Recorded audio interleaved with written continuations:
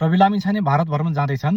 यो विषयलाई लिएर नवभारत टाइम्समा एउटा आर्टिकल छापेको छ। त्यसको शीर्षक छ नेपाल और भारतको बीचमा तनाव भन्ने छ। त्यसमा चाहिँ यो त्यसलेको एउटा निष्कर्ष मैले के निकालेको छु भने अब भारत रासोपाको बीचमा खेल्दैछ, राष्ट्रिय स्वतन्त्र पार्टीको बीचमा खेल्दैछ भन्ने मैले त्यसबाट निष्कर्ष निकालेको छु।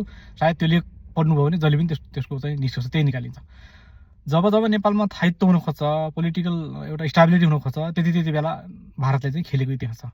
नेपालका कुनै पनि सरकारहरूलाई 5 वर्ष टिक्न नदिएको चाहिँ त्यसमा एउटा मेन चाहिँ कारण भारत हो।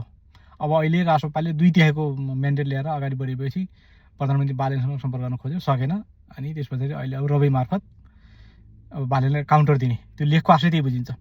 बालेनको घमण्डले गर्दाखेरि, बालेनको अक्करले गर्दाखेरि नेपाल र भारतको बीचमा जुन एउटा स्मुथ सम्बन्ध थियो, सम्बन्ध बिग्रिला सम्बन्धलाई अब भारतले रासोपाका सभापति रवि लामिछाने मार्फत सम्बन्ध सुधार्न कोसिस गरेको छ भनेर त्यसले भनेको छ।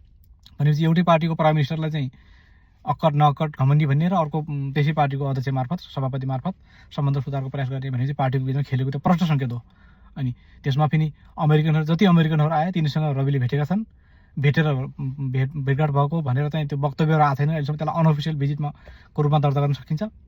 अनि अब यसरी यो बालेन र रविको बीचमा टकराव बनाएर अब यो सरकारलाई पनि 5 वर्ष जान नदिने खेलमा भारत लागेको बुझिन्छ। अनि त्यो लेखको आशय त्यही छ।